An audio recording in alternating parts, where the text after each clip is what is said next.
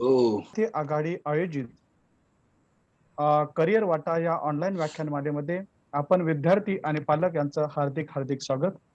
आजचा आपला विषय आहे की सशस्त्र सेनेमध्ये आपल्याला अधिकारी म्हणून जर आपल्याला करिअर करायचं असेल तर त्या संदर्भामध्ये आर्मी, नेव्ही आणि एअरफोर्स याच्यामध्ये जर आपल्याला अधिकारी म्हणून जर संधी आहेत त्या संधी आणि त्याच्यामध्ये जर आपल्याला करिअर करायचं असेल तर त्या कोणत्या कोणत्या अपॉर्च्युनिटीज आहेत त्याच्यावरती बोलण्यासाठी आज आपले जे प्रमुख वक्ते आणि कार्यक्रमाचे अध्यक्ष आज आपल्याकडे उपस्थित आहेत.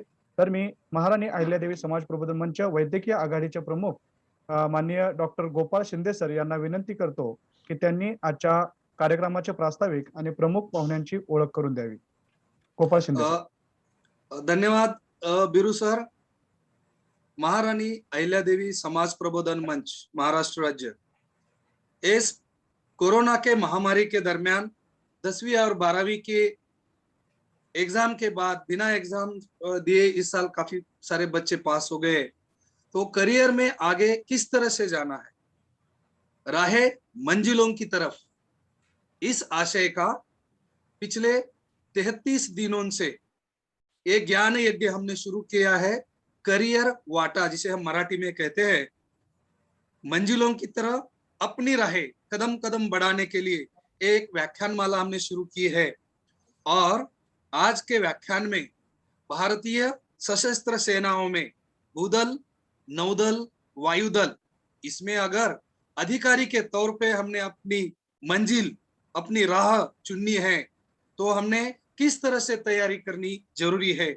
ऑफिसर लाइक क्वालिटी, जो 15 प्रमुख ऑफिसर लाइक क्वालिटीज फौज में जाने के लिए जरूरी है, तो ये सब हमने किस तरह से खुद में विकसित करने हैं और फौज में अपना करियर बनाने के लिए किस तरह से एग्जाम को देना है, इसके लिए आज हमारे प्रमुख वक्ता अतिथि colonel Rakesh Mishra sir. Sir जय हिंद, आपका बहुत बहुत स्वागत। Thank you. Colonel Rakesh Mishra sir का परिचय मैं नटसेल में देने की कोशिश कर रहा हूं। सर आप 1992 के direct entry permanent commission officer, इस बैच से आपने 28 साल पहले अपना करियर भारतीय सेना में भूदल में माने आर्मी में शुरू किया और आपने 28 साल के डिस्टिंग्विश्ड और मेरिटोरियस सर्विस करते हुए अक्टूबर 2020 में आपने भारत माता की सेवा से आपने सेवानिवृत्ति ले ली। आपके 28 साल के स्पैनिंग करियर में बहुआयामी leadership, strategic planning and execution and team development, ये महत्वपूर्ण मुद्दों के इर्द गिर्द आपका योगदान भारतीय आर्मी या सशस्त्र सेना के लिए यादगार रखा जाएगा। आपके कार्यकाल के दरमियान आपने cross functional teams of engineers, इनको highly competitive, challenging and fast paced environment में लाने के लिए अच्छी तरह से प्रयास किए और आपका जो हुनर है, आपकी जो एक्सपर्टीज है, खास करके प्रॉब्लम सॉल्विंग, कठिन परिस्थितियों में चुनौतियों को किस तरह से हमने सॉल्व करना है, crisis management, negotiation and consensus building, इस ऑफिसर के जो पर्सनालिटी के आयाम है, इसमें आप महारत हासिल किए हुए हैं और किसी भी परिस्थिति में रिस्क असेसमेंट, फाइनेंशियल प्लानिंग और performances analysis, quality management and lead engineering, और ये सब करते हुए आपने अपनी इंजीनियरिंग टीम्स को लीड करते हुए अच्छी तरह से optimum efforts and maximum efficiency and performance जिसे कहते हैं, उस तरीके से आपने अपनी सेवा दी। सर आपका परिचय काफी लंबा है, मैं ज्यादातर मेरे दर्शक जो कि भारत के 9 राज्य और 5 अलग अलग कंट्रीज में ये लाइव स्ट्रीमिंग कर रहे हो रहा है सर, और आज तक तकरीबन 77,000 व्यूअर्स ने ये प्रोग्राम का लाभ उठाया है, तो मैं ज्यादा इंट्रोडक्शन में गए बगैर आपको कुछ इंपॉर्टेंट मुद्दों की तरफ से आपके बारे में आज के श्रोताओं को आकर्षित करना चाहूंगा कि कर्नल राकेश मिश्रा सर, ये defence institute of psychological research, ये आर्म फोर्सेस के, जहां पे आर्मी नेवी एयरफोर्स के ऑफिसर्स को चुनना, सिलेक्ट करना और ट्रेन करना, खास करके लीडरशिप क्वालिटीज और सॉफ्ट स्किल्स, इसके लिए चुनना, इसके आप क्वालिफाइड ऑफिसर रहे हैं और आप एक एक्सट्रीमली कॉम्पिटेंट इंटरव्यूइंग ऑफिसर बोल के आपने अपने सेवा काल में जो भी नए ऑफिसर्स को चुनने के लिए अलग अलग रैलीज की है, उसका आपको एक्सपीरियंस है। हमारे लिए आज के इस मार्गदर्शन में यही एक इम्पोर्टेंट विषय है, ये इंटरव्यू में हम किस तरह से फेस करें। तो सर, आप एक इन सब क्वालिटीज के साथ एक फौजी को फिजिकली चुस्त तंदुरुस्त रहना चाहिए, तो आप एक 28 साल की सर्विस के बावजूद भी एक तंदुरुस्त एथलीट, एक एक्सलेंट साइकिलिस्ट, रेगुलर जिम जाने वाले रनर और फिटनेस इंथुजियास्ट ऑफिसर हो। सर, आपने अपने सेवा काल के दरमियान क्रिकेट और फुटबॉल, इन दो खेलों में इंट्रा सर्विसेज आर्म फोर्सेस के, इंडियन आर्मी के अलग अलग बटालियंस के जो कॉम्पिटिशन्स होते हैं उसमें लीड किया है। और सबसे अच्छी मैं प्रेक्षकों के लिए बताना चाहूंगा कि किसी भी फौजी ऑफिसर के लिए भारतीय जनतंत्र दिन पे राजपथ पे वहां अपने बटालियन का ध्वज लेते हुए अपने टीम को लीड करते हुए मार्च करना एक सौभाग्य की बात होती है। और मुझे बेहद खुशी है कि सर 2003 में मद्रास सैपर्स यानी इंजीनियर्स रेजिमेंट के मद्रास कंटिजेंट के ऑफिसर इंचार्ज के तौर पे आपने रिपब्लिक डे परेड को 2003 में लीड किया और आपने ट्रॉफी भी हासिल की।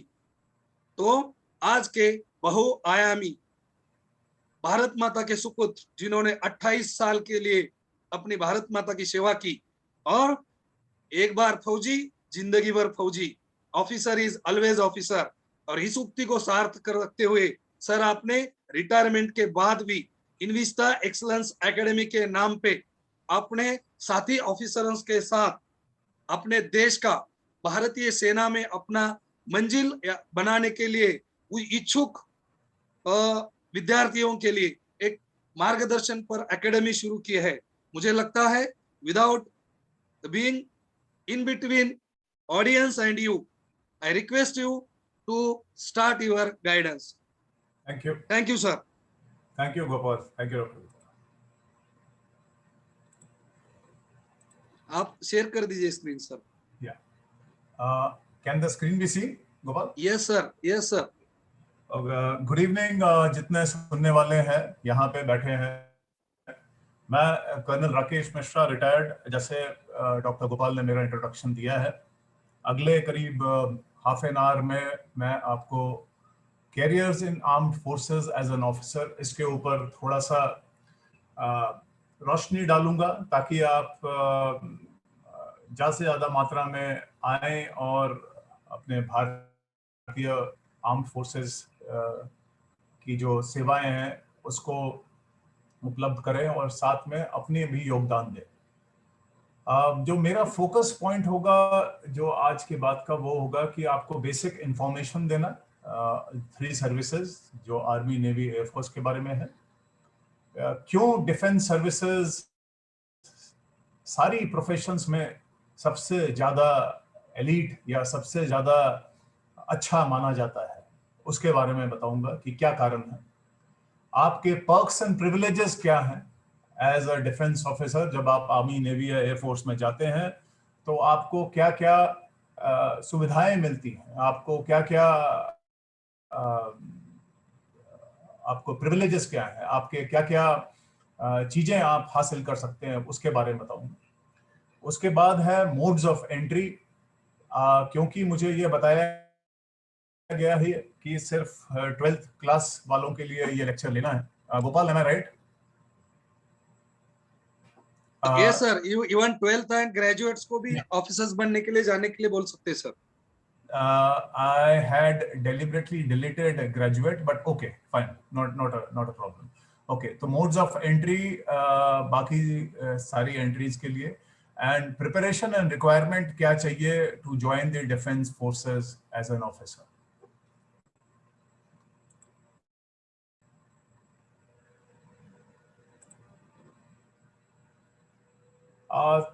आपको क्या चीज इंटरेस्ट करती है? जैसे defence services have all fields of interest anyone can imagine.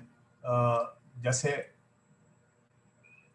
अगर हम देखें तो अभी जैसे मैंने बताया बेसिक इंफॉर्मेशन दूंगा मैं 3 सर्विसेज का, different branches of the 3 services, army navy air force, जिसके अंदर लड़ाई का जो आर्म्स होते हैं वो टेक्निकल और जो supporting arms, perks and privileges क्या हैं ऑफिसर के, डिफरेंट एंट्री स्कीम्स क्या हैं, एंड कैसे हम एंट्रेंस एग्जाम को अप्रोच करें, और एसएसबी जो रिटर्न और सर्विसेज सिलेक्शन बोर्ड का जो इंटरव्यू होता है रिटर्न के बाद, उसको मैं क्या कैसे अपीयर करते हैं. इसके पहले कि मैं आगे जाऊं, मैं खाली आप लोगों को ये बताना चाहता हूं, ये हमारा वर्ल्ड मैप है जहां इंडिया है. हमारा जो लैंड बॉर्डर है वो करीब 14,130 किलोमीटर, जिसको इंडियन आर्मी देखती है. अरेबियन सी और बे ऑफ बंगाल पूरा जो कोस्ट लाइन है उसको नेवी देखती है, और पूरे भारतवर्ष के ऊपर जो एयर स्पेस है उसको एयरफोर्स देखती है.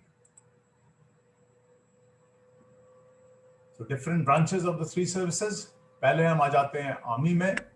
जैसे पहला हुआ आर्मर्ड कोर, आपको स्क्रीन पे दिख रहा होगा टैंक.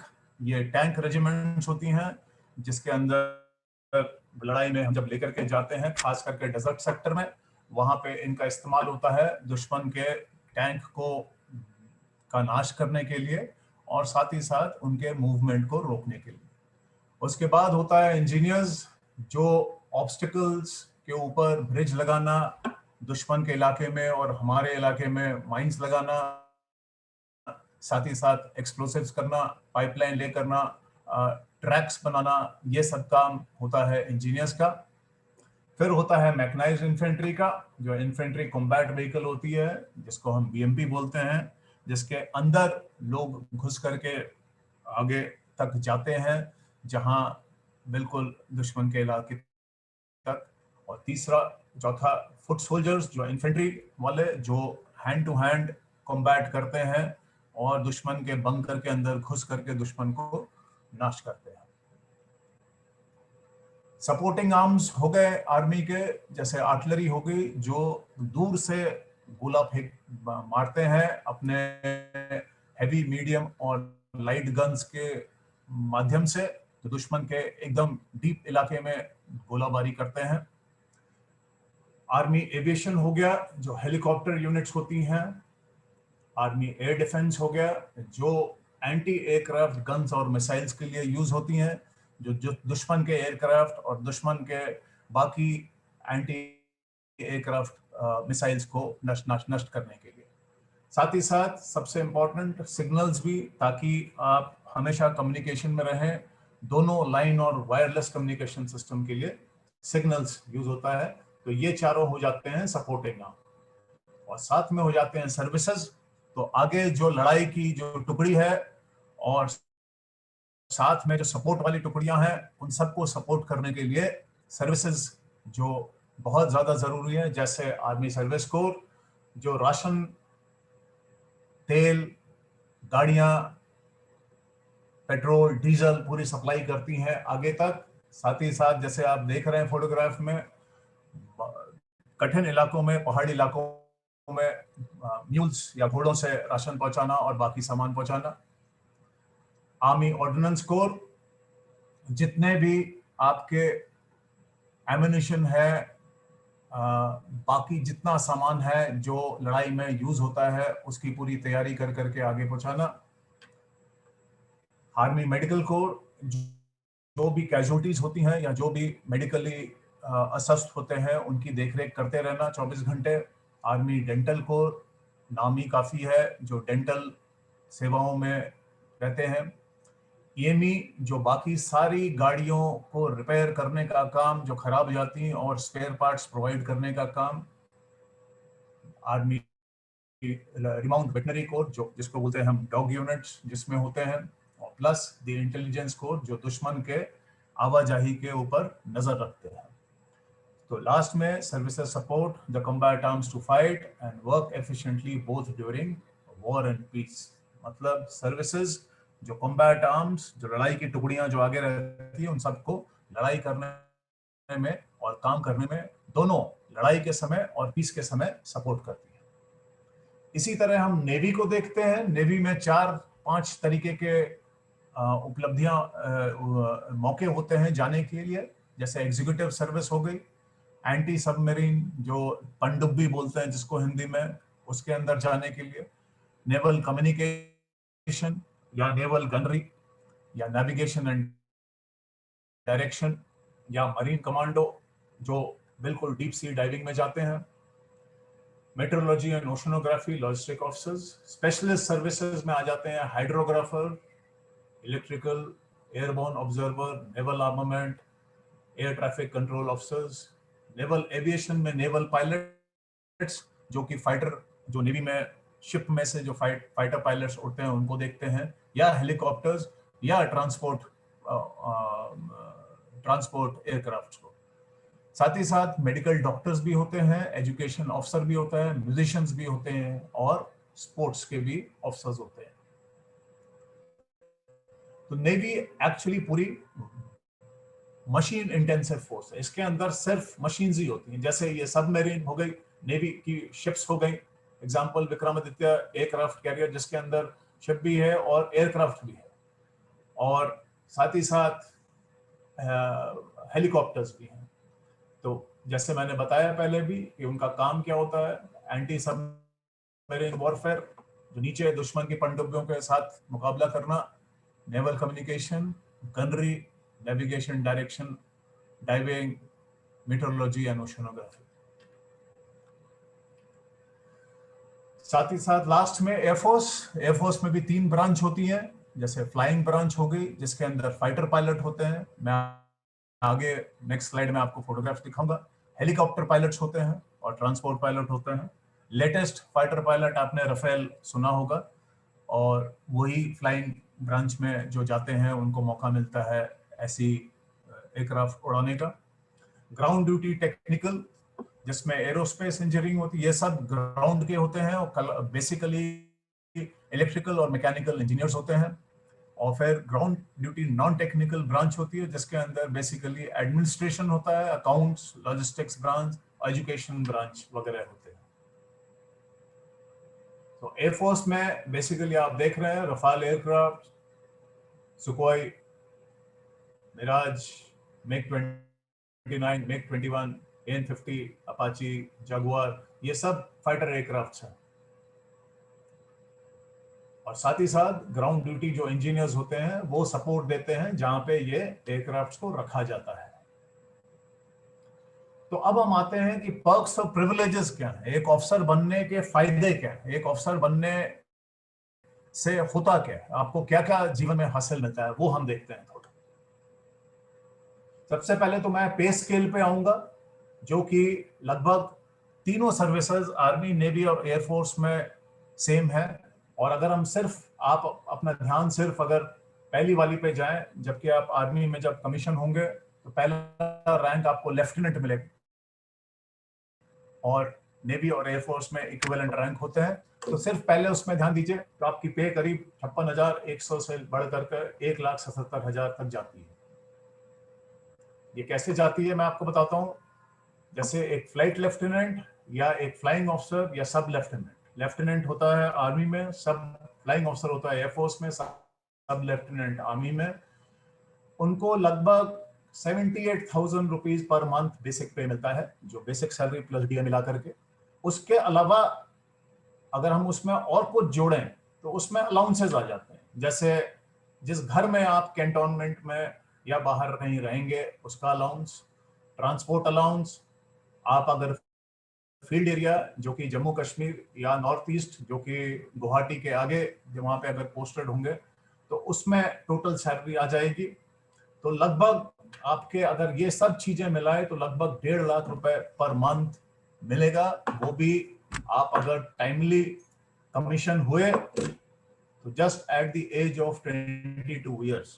तभी मैं बोलता हूं कि अगर हम इसको पे से सिर्फ नापें, अगर हम सैलरी से सिर्फ नापें, तो कहीं भी कॉर्पोरेट में आपको 22 साल की उम्र में ये पे नहीं मिलेगी।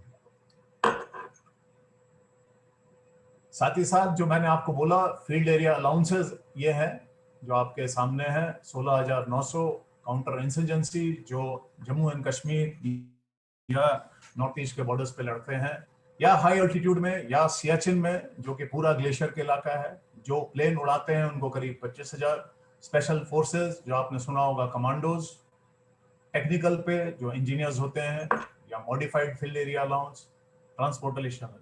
ये आगे जो मैंने दिखाई ये जस्ट थोड़े बहुत हैं। इसके अलावा काफी कुछ अलाउंसेस आपको मिल जाते हैं, या जैसे आपने लड़ाई में कोई बहादुरी का मेडल लिया हो तो आपको एयर और रेल ट्रेवल फ्री होता है, खास करके शौर्य चक्र, कीर्ति चक्र, महावीर चक्र, परमवीर चक्र, ये सब में आपको रेल और एयर फ्री होता है। साथ ही साथ स्टेट गवर्नमेंट थोड़ा सा प्लॉट वगैरह भी देती है ताकि आप का जो आपकी बहादुरी है उसको सम्मान करने के लिए। और मैं अब आता हूं कि हमारे एक डिफेंस ऑफिसर बनने के फायदे क्या है, पर्क्स क्या है। आपको लाइफ लॉन्ग पेंशन मिलती है जब आप 20 साल की सर्विस आप डाल देते हैं। अब वो पेंशन अमाउंट होती है जो अगर आप 20 साल के बाद छोड़ते हैं तो लास्ट पे आपकी क्या होती है उसका 50% आपको लाइफ लॉन्ग पेंशन मिलता है। आपको साथ ही साथ राशन मिलता है जब आप सर्विस में होते हैं। जब आप सर्विस में होते हैं तब आपको 2 महीने की छुट्टी मिलती है, साथ ही साथ 20 दिन की कैजुअल लीव मिलती है जो कि सारी पेड होती है। अगर आप लेडी हैं तो आपको मैटरनिटी लीव मिलती है 180 दिन की, 50% कंसेशन मिलता है हवा में ट्रेवल करने का, हवाई जहाज से, फ्री ट्रेन सर्विस या free train travel once a year, and 50% आपको सब्सिडी मिलती है या छूट मिलती है। आपके 6 एक फॉर्म डी होता है जो कहीं से भी कहीं ट्रैवल कर सकते हो, जिसमें आपको 40% की छूट मिलती है। साथ ही साथ फ्री मेडिकल आपके और शादी के बाद आपकी फैमिली के लिए सारे हॉस्पिटल में। कोई टोल टैक्स आपको पूरे देश में कहीं भी नहीं देना होता है जब आप अपने ट्रैवल कर रहे हो। आपको हाउसिंग मिलती है, घर में कैंटोनमेंट मिलते हैं जो सिर्फ थोड़ा बहुत बिजली और पानी का खर्चा होता है, बाकी रेंट नहीं देना पड़ता। कैंटीन फैसिलिटी होती है जिसमें सब चीज बड़े सस्ते दाम में मिलती है, जिसमें कार और एसी भी इंक्लूडेड है। इंश्योरेंस कवर है कम से कम अभी जो कि 75 लाख तक कर दिया गया है। ग्रुप हाउसिंग स्कीम होता है, बहुत सारी जगह आर्मी, नेवी और एयरफोर्स के खुद की हाउसिंग स्कीम या घर बनाए जाते हैं जहां आप सिविल एरिया में लेकर के रह सकते हैं। लो इंटरेस्ट लोन्स है, सेपरेटेड फैमिली अकोमोडेशन होता है। जैसे कोई फौजी जब देश की सेवा में फील्ड एरिया में जाता है जो जे.एन.के की पहाड़ियों में या नॉर्थ ईस्ट की, तो उसकी फैमिली के रखने के लिए एक अकोमोडेशन दिया जाता है, अच्छा खासा घर फ्री ऑफ कॉस्ट कैंट के अंदर दिया जाता है कैंटोनमेंट में। आप पूरी अपनी सेवा में जो 300 दिन आप इकट्ठा कर सकते हैं और आपको उसका पैसा लास्ट में मिलता है। साथ ही साथ आप as an officer study leave भी ले सकते हो 2 साल की, पूरी पे और बेनिफिट के साथ। अगर आप मेरिटोरियस ऑफिसर हो और आपने सर्विस में अच्छा काम किया है तो आपको फॉरेन पोस्टिंग्स भी मिलती है जिसमें अच्छा पैसा मिलता है। इसके साथ ही साथ आपकी जो मेसिंग होती है, जो आपकी डाइनिंग होती है या क्लब्स होते हैं पार्टी करने के लिए, वो किसी भी 5 स्टार या 7 स्टार होटल या उनके उससे कहीं ज्यादा ऊपर होते हैं। अगर हम क्वालिटी ऑफ लाइफ की बात करें, जो हम कॉर्पोरेट या बाहर की दुनिया से बिल्कुल अलग समझते हैं वो ये चीज है कि एक ही आपको सेवा में देश की सभी कुछ मिलता है, challenge, adventure, excitement, honour, prestige, self respect, family, अच्छी family life, safety and security family की, एंड सबसे ऊपर सारे लोगों का प्यार, सम्मान और अपने दिल में एक गौरव रखना देश के प्रति। ये मेरे ख्याल से किसी भी जॉब से कहीं भिन्न है, कहीं ज्यादा अलग होता है। और क्या हम एक्सपेक्ट कर सकते हैं? आप जब आर्म फोर्सेस में आएंगे, ऑफिसर बनेंगे, तो स्पोर्ट्स और एडवेंचर एक्टिविटी में पार्टिसिपेट कर सकेंगे। जैसे आपने कल राज्यवर्धन सिंह राठौर का नाम सुना होगा, और अभी लेटेस्ट सूबेदार नीरज चोपड़ा जिन्होंने गोल्ड मेडल लिया है ओलंपिक में जैवलिन थ्रो में, ये सब आर्मी में थे और इनको सबको अपॉर्चुनिटी मिली आगे बढ़ने के लिए। ऐसे बहुत सारे कॉमनवेल्थ गेम्स और एशियन गेम्स के भी gold medallist, silver medallist, bronze medallist हैं जो आर्मी, नेवी, एयरफोर्स में आने के बाद उनको जो मौका मिला उसमें उन्होंने बहुत अच्छा किया और आगे अपनी उपलब्धि की। साथ ही साथ एजुकेशन फैसिलिटी भी होती है हर एक कैंट में, जो कि आर्मी स्कूल बोलते हैं या एयरफोर्स स्कूल या नेवी स्कूल, और प्रोफेशनल कॉलेजेस भी आपने सुने होंगे। जैसे पूना में है army institute of training, army law college Bangalore, और चंडीगढ़ में आर्मी डेंटल कॉलेज, सिकंदराबाद में arm forces medical college Poona में। तो सारे आप जो करना चाहते हैं, इंजीनियरिंग, मेडिकल, डॉक्टर या लॉ, इन सब के लिए एजुकेशन फैसिलिटीज या स्पेशल कॉलेजेस भी बनाए गए हैं और स्पेशल प्रेफरेंस भी दिया जाता है डिफेंस ऑफिसर्स या डिफेंस सर्विसेज के बच्चों को। साथ ही साथ अच्छे अच्छे मेट्रोज में गर्ल्स के लिए हॉस्टल्स भी बने हुए हैं ताकि वो जो सिविल और प्राइवेट कॉलेजेस में पढ़ें वो रह सकते हैं ऐसे अच्छे हॉस्टल्स में। इन सब से और अलग जो अभी डॉक्टर गोपाल ने मेरा इंट्रोडक्शन दिया, आपका फिजिकल और मेंटल फिटनेस ये डिफेंस सर्विसेज हमेशा इंश्योर करता है। मैं एक और शब्द डॉक्टर गोपाल से चुराना चाहूंगा, उन्होंने बोला था once an officer always an officer, मैं उसको थोड़ा करेक्ट करना चाहूंगा, once a soldier always a soldier. तो डिफेंस सर्विसेज ये इंश्योर करती है कि आप फिजिकली और मेंटली हमेशा फिट रहें। साथ ही साथ पोस्ट रिटायरमेंट बेनिफिट्स सेम होती है जब आप सर्विस में होते हैं। जो आपको बेनिफिट सर्विस करते समय होती है वही आप फौज छोड़ने के बाद या रिटायरमेंट के बाद आपको वही बेनिफिट, सारी बेनिफिट मिलती है। जैसे कि मैं अभी रिटायरमेंट मैंने ली है, मेरे को सारी बेनिफिट वैसे ही मिलती है जो मैं सर्विस में था जब वो मिलती थी। साथ ही साथ आपको रीसेटल होने के लिए अपॉर्चुनिटी मिलती है कि आपने जब फौज छोड़ दी तो आप अगर कहीं काम करना चाहते हैं या कोई अपॉर्चुनिटी लेना चाहते हैं तो उसके लिए आपको रीसेटल किया जाता है। जैसे मैंने पहले बताया, पेंशन जिंदगी भर के लिए मिलती है। एनबीए प्रोग्राम होता है जो मास्टर ऑफ बिजनेस एडमिनिस्ट्रेशन, उसका प्रोग्राम भी होता है रिटायर्ड ऑफिसर्स के लिए अगर कोई करना चाहे तो। और भी अगर कुछ बाकी है आपको जानना तो हम डिस्कस करते हैं कि हम ये सब एक ऑफिसर कैसे बने, वहां पहुंचने के लिए हमको क्या करना पड़ता है। तो जैसे डिफरेंट एंट्री स्कीम्स हो गई, जैसे आर्मी की ले लेते हैं अपन, यूपीएससी एंट्रेंस एग्जामिनेशन होता है और non UPSC direct SSB interview होता है। जितने भी श्रोता हैं जो 12th क्लास में है या 12th क्लास पास कर चुके हैं उनके लिए यूपीएससी रिटन एग्जाम होता है पहले, और इवन जो ग्रेजुएट्स होते हैं उनके लिए खास करके जो 12th क्लास पास उनके लिए नेशनल डिफेंस एकेडमी, और जो ग्रेजुएट्स होते हैं उनके लिए कंबाइंड डिफेंस सर्विसेज एग्जामिनेशन होता है। ये दोनों होता है, ये combined defence services permanent commission और शॉर्ट सर्विस कमीशन के लिए होता है। परमानेंट कमीशन हम बोलते हैं जब आप 20 साल की सेवा के लिए आप प्रतिबद्ध हैं, आप गवर्नमेंट ऑफ इंडिया को अपना वचन देते हैं लिखित में कि मैं 20 साल के लिए सर्विस करूंगा, और शॉर्ट सर्विस कमीशन होता है 10 साल के लिए, जो कि एक्सटेंडेबल हो सकता है 14 साल के लिए, और अगर आप परमानेंट कमीशन भी लेना चाहें तो मेरिट में आने के बाद आप कन्वर्ट हो जाते हैं परमानेंट कमीशन। एनडीए के लिए आप ट्रेनिंग के लिए जाते हैं आईएमए में, एनडीए के लिए आप ट्रेनिंग के लिए जाते हैं एनडीए में, जहां से आप आर्मी, नेवी और एयरफोर्स के लिए आप ऑप्ट करते हैं, जिससे आप फर्दर जाते हैं इंडियन मिलिट्री एकेडमी या एयरफोर्स एकेडमी या इंडियन नेवल एकेडमी।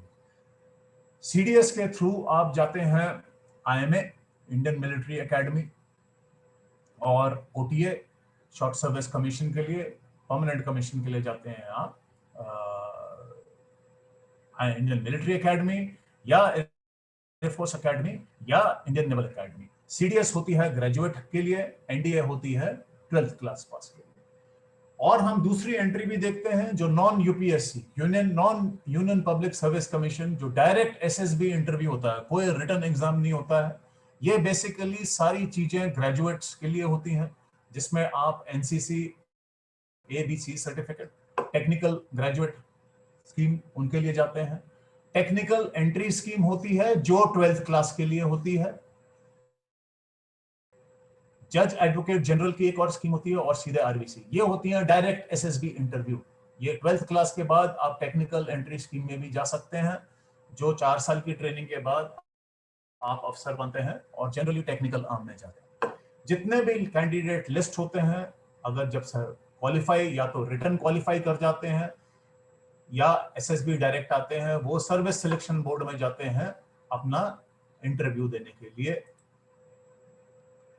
नेवी में भी सेम चीज है, खाली एक चीज एक्स्ट्रा है जो है आईनेट, इंडियन नेवल एंट्रेंस टेस्ट होती है, जो कि डायरेक्टली नेवी कराती है, और ये कंप्यूटर बेस्ड रिटन एग्जामिनेशन होता है। इसको भी क्वालिफाई करने के बाद लिस्टेड कैंडिडेट्स जाते हैं इंटरव्यू के लिए सर्विस सिलेक्शन बोर्ड में।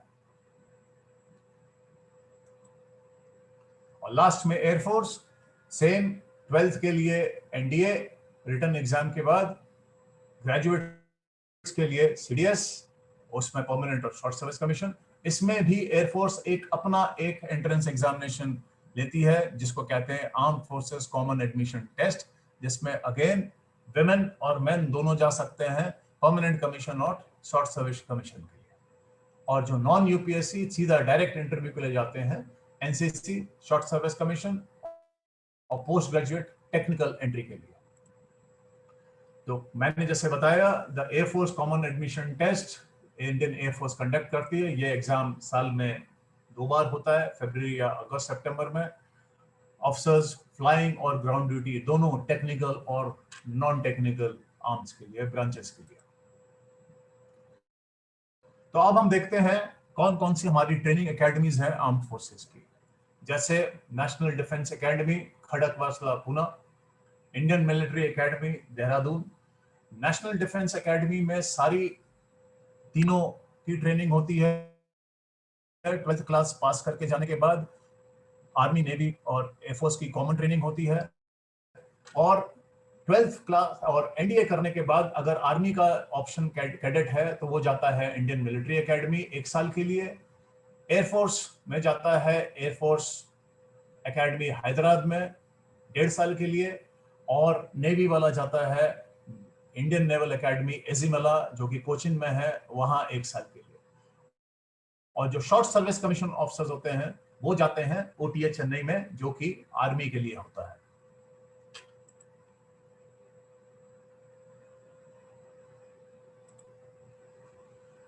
परमानेंट कमीशन, जैसे मैंने बताया, खास करके ये, क्योंकि मुझे शायद पहले ये बताया गया था कि 12th क्लास वालों के लिए है, इसीलिए मैंने ये स्लाइड बनाई थी। तो एनडीए एंट्री के लिए, जो कि 3 सर्विसेज आर्मी, नेवी, एयरफोर्स के लिए होता है, उसके लिए एजुकेशन रिक्वायरमेंट होती है 10+2, 4 साल की ट्रेनिंग, जैसे मैंने बताया 3 इयर्स एनडीए में और 1 साल आईएमए या एयरफोर्स एकेडमी या नेवल एकेडमी में। इसकी नोटिफिकेशन निकलती है जून और दिसंबर में। 10+2 एंट्री टेक्निकल एंट्री स्कीम बोलते हैं, उसमें 10+2 PCM होना जरूरी होता है, फिजिक्स केमिस्ट्री मैथ्स होना जरूरी होता है। प्री कमीशन ट्रेनिंग होती है 4 इयर्स की and post commission training 1 year. तो 4 साल की ट्रेनिंग पहले आप अपनी इंजीनियरिंग करते हैं, प्लस उसके साथ साथ आप ट्रेनिंग करते हैं, फिर कमीशन होने के बाद 1 साल की ट्रेनिंग आप CTW में करते हैं, कैडेट ट्रेनिंग विंग इन पुणे, और उसकी नोटिफिकेशन निकलती है मई जून या अक्टूबर नवंबर में। सिमिलरली नेवी की भी NDA navy, NDA naval academy में सीधे परमानेंट कमीशन 10+2 फिजिक्स और मैथ्स बहुत जरूरी होती है इसके अंदर। 3 इयर्स एनडीए में और 1 year at Indian naval academy, या 4 साल Indian naval academy directly. Under graduate level जो कि अगेन 12th क्लास के लिए 12th pass with PCM 70% minimum, 10th में 50% होने चाहिए in English. 10+2 BTech JEE mains rank compulsory to apply for 10+2 BTech entry, जिसके अंदर कभी कभी वो परसेंटेजेस भी बता देते हैं 75% या 80% परसेंटाइल। जेई मेंस जो आप इंजीनियरिंग जो मेंस AIEEE एग्जाम देते हैं वो उसका कोर्स होता है 4 years at Indian naval academy. Air force का सेम एनडीए परमानेंट कमीशन के लिए एजुकेशन रिक्वायरमेंट है 10+2, फिजिक्स और मैथ्स बहुत जरूरी है, 3 years at NDA and 1 year at air force academy. अब एनडीए के लिए खास करके कैसे आप अप्लाई करते हो, इसकी आपको नोटिफिकेशन आती है रोजगार समाचार में, प्रेस इंफॉर्मेशन ब्यूरो निकालती है दुनिया भर के न्यूज़पेपर में। इवन आजकल ज्वाइन इंडियन आर्मी जो www.joinindianarmy.nic.in जो वेबसाइट है उसमें भी आता है, बहुत सारी जगह इसकी नोटिफिकेशंस निकल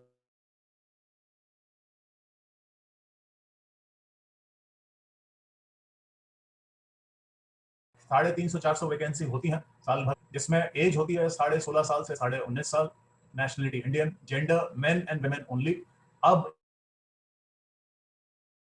लेटेस्ट सुप्रीम कोर्ट ऑर्डर जो 5 दिन पहले आया है, जो 12th क्लास के बच्चे लड़कियां हैं वो भी एनडीए दे सकती हैं एग्जामिनेशन। ये अच्छा कदम है ताकि हम इस लेवल पे, यंग लेवल पे भी लेडी ऑफिसर्स लेना चालू, ट्रेनिंग अच्छे से कर करके उनको बाकी आर्मीज की तरह एक रेगुलर ऑफिसर बनाए।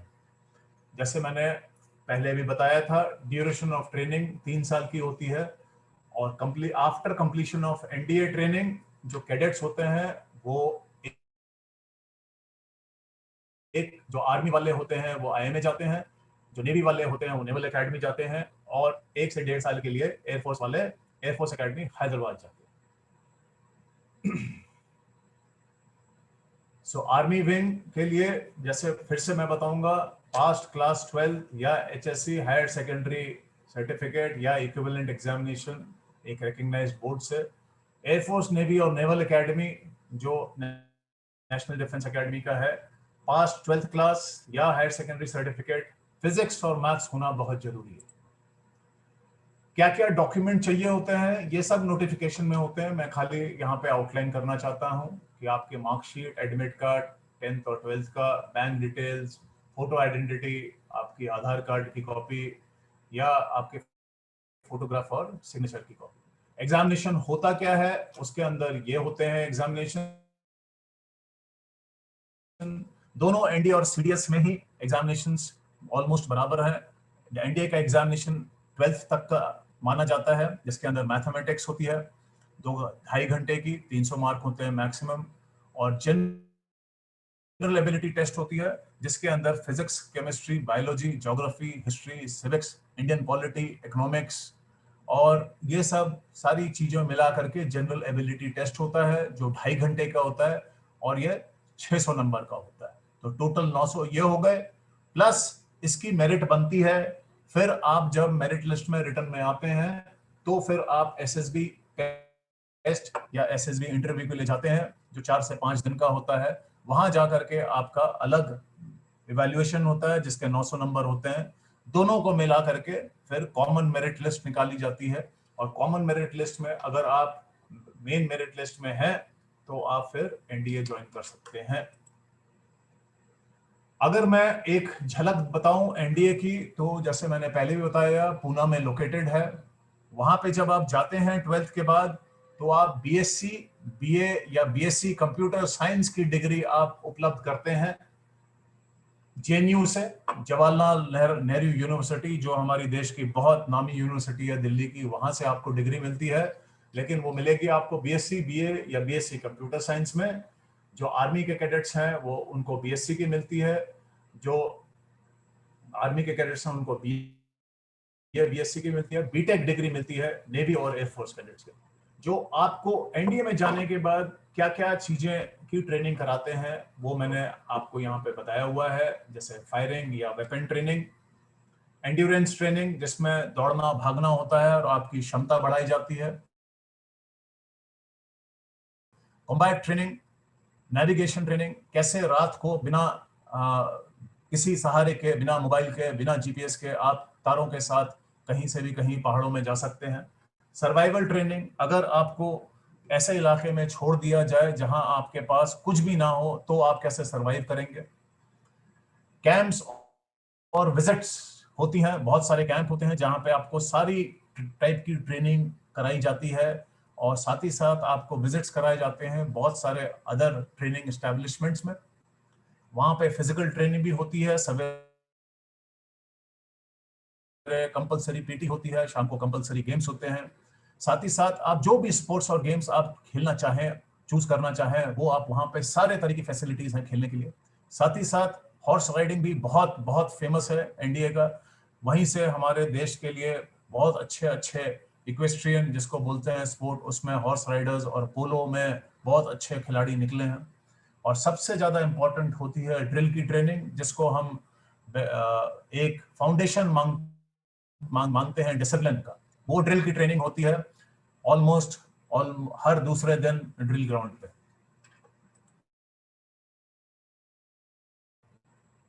सिलेक्शन प्रोसेस मैं फिर से आपके लिए एक बार और बता दूं, दोनों अंडर ग्रेजुएट्स और ग्रेजुएट्स के लिए यूपीएससी एंट्री, जो कि आपका यूनियन पब्लिक सर्विस कमीशन की एंट्री होती है, जिसमें आपको रिटन एग्जाम देना अनिवार्य है, मस्ट है। उसकी ऑनलाइन एप्लीकेशन होती है, शॉर्टलिस्टिंग होती है, रिटन एग्जाम होता है, maths English general ability test होता है उसके अंदर, और ये सब सारे वेबसाइट्स में अवेलेबल हैं। एसएसबी उसके बाद होता है, जो मेरिट बनता है, रिटन प्लस एसएसबी। देन उसके बाद मेडिकल होता है। मेडिकल में अगर पास हो जाते हो तो फिर आपको इश्यू ऑफ ज्वाइनिंग लेटर मिलता है।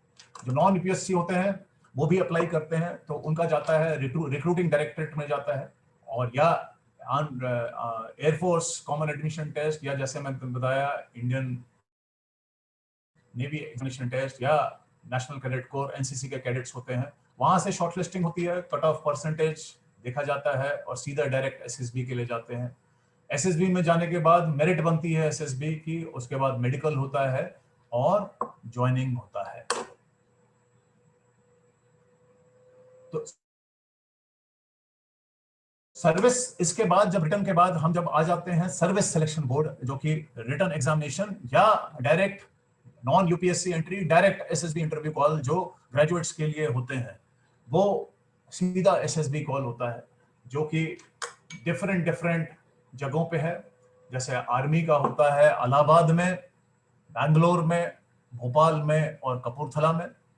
नेवी का होता है कोयम्बटूर में, बैंगलोर में, भोपाल में, विशाखापट्टनम में और कोलकाता में। एयरफोर्स को होता है देहरादून, मैसूर, गांधीनगर और वाराणसी में।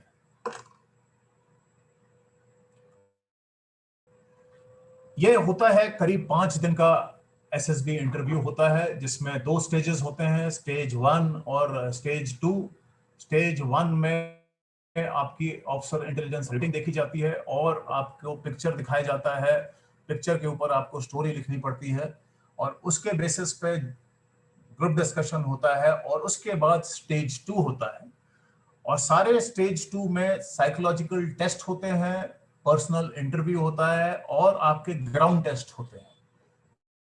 तो ये जो सब चीजें होती हैं, ये बेसिकली आप में ऑफिसर बनने की कौन कौन सी क्वालिटी कितने मात्रा में है वो दिखाई जाती है, या वो समझी जाती है, या वो आपके अंदर से निकाली जाती है, तभी आपका सिलेक्शन होता है।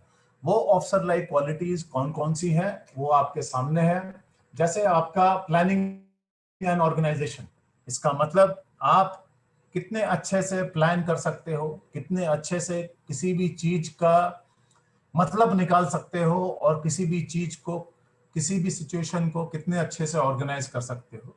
साथ ही साथ आपका बोलने का तरीका, आपके लिखने का तरीका, जो पावर ऑफ एक्सप्रेशन बोलते हैं। और एसएसबी में खास करके, क्योंकि मुझे ये बताया गया कि मैक्सिमम श्रोता यहाँ पे मराठी और हिंदी वाले हैं, तो बेटा आप लोग सबको इंग्लिश सीखना बहुत जरूरी है, क्योंकि एसएसबी में इंग्लिश में ही सब कुछ होता है। चाहे वो साइकोलॉजिकल टेस्ट हो रिटन में, चाहे वो पर्सनल इंटरव्यू हो, चाहे वो बाहर ग्राउंड में जितने भी ग्रुप में जो टास्क होते हैं वो हो, वो सारे इंग्लिश लैंग्वेज में ही होता है। बट ऐसी कोई दिक्कत नहीं है। इंग्लिश एक हम सब पढ़ते ही आए हैं कभी ना कभी, कहीं ना कहीं, और अगर नहीं भी पढ़ पाए आए हैं तो हम ये सब चीज आराम से अपने हिम्मत से, अपनी दृढ़ संकल्पता से हम इसको आराम से अच्छा कर सकते हैं और जा सकते हैं। साथ ही साथ आपके सोशल एडजस्टमेंट को वहां पे देखा जाता है। एज एन ऑफिसर आप किसी ग्रुप में कितना एडजस्ट कर सकते हो, क्या आपको ग्रुप अपने में शामिल करती है, आप कितना, आप में कोऑपरेशन कितना है, आप कितना कोऑपरेट करते हो बाकी लोगों से, आप में क्या पहले कुछ आपने कोई दायित्व उठाया, कोई सेंस ऑफ रिस्पॉन्सिबिलिटी, कोई दायित्व लिया, या आप आगे दायित्व लेने के काबिल हैं।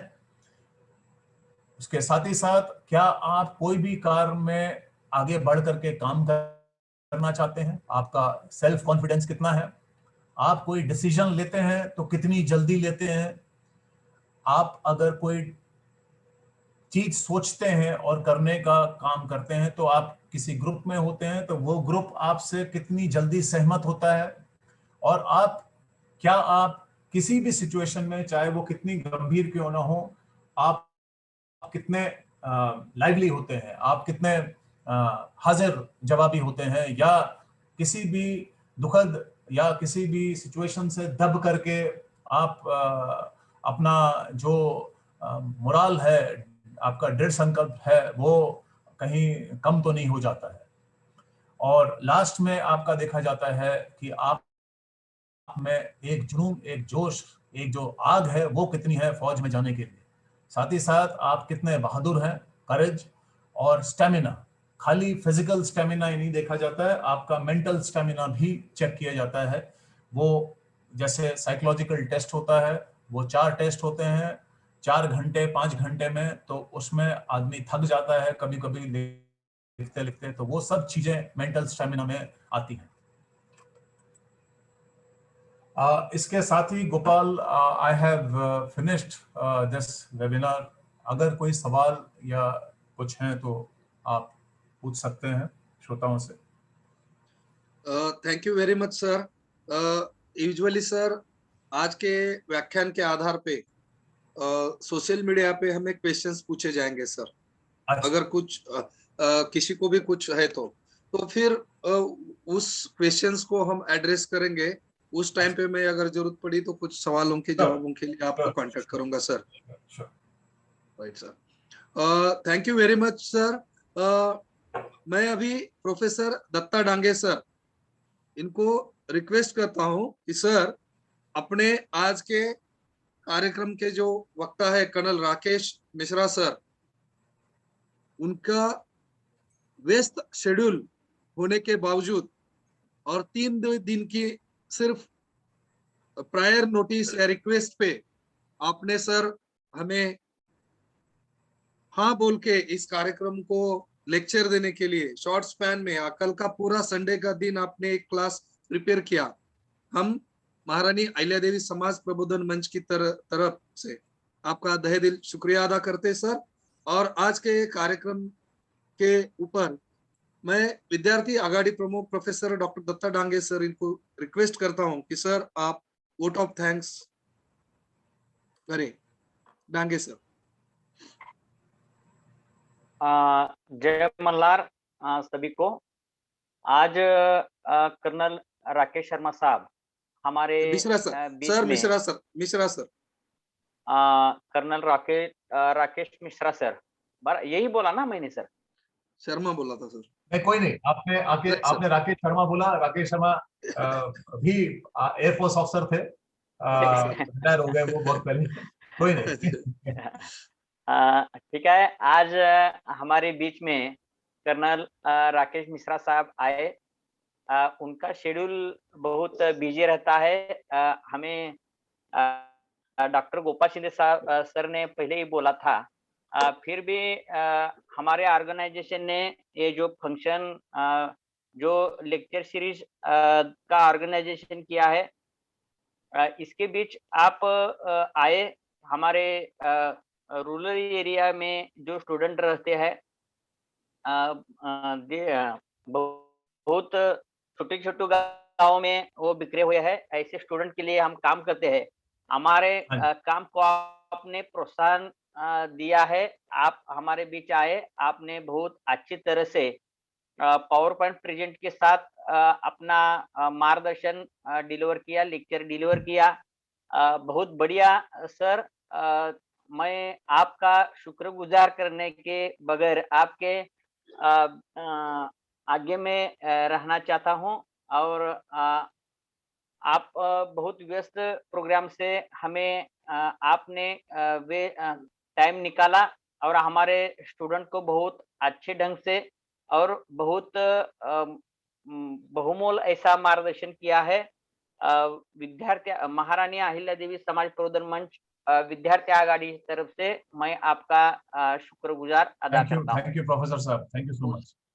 हाँ, उसके उसके साथ हमारे कर्नल साहब को हमारे बीच लाने का जो उत्तरदायित्व डॉक्टर गोपाल शिंदे साहब ने निभाया, उसके लिए गोपाल शिंदे साहब हमारे साथी है, तो फिर भी उनका मैं खुले दिल से शुक्र गुजार करता हूँ। फिर हमारे साथी सोलापुर जिला के तुकाराम खांडेकर सर, महिला आघाड़ी के सविता दूधभाते मैडम, पुणे डिस्ट्रिक्ट के राजेंद्र मासाळ सर और मुंबई डिस्ट्रिक्ट से राजाराम काले सर, और हमारे technical supporter professor Pramod Bhide sir और बीरू कोळेकर सर, और मेडिको आघाड़ी के डॉक्टर दत्तात्रेय सरजे साहब, और हमारे student western Maharashtra student wing के प्रमुख आकाश शरीक सर हमारे बीच में आए और अच्छी तरह से उन्होंने ये कार्यक्रम सक्सेस करने की उत्तरदायित्व निभाया। इसलिए विद्यार्थी आघाड़ी की तरफ से मैं सभी का आभार व्यक्त करता हूँ। Thank you. जय मल्हार, जय हिंद।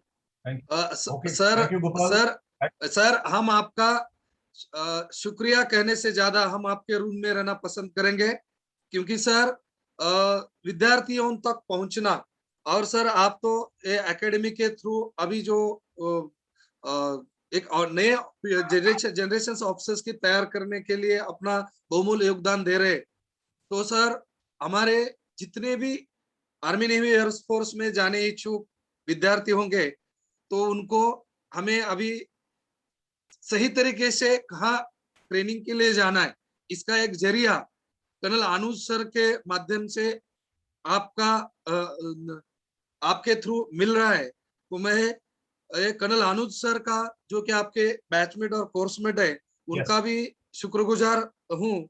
और सर आपने व्यस्त समय से ये कम टाइम में हमें ये व्याख्यान देके उपकृत किया। मैं आपके ऋण में रहना पसंद करूंगा। Thank you very much. Thank you. Jai Hind. Thank you Gopal, thank you. Jai Hind. Thank you. Biru sir. हाँ, यस, स्टॉप केले सर।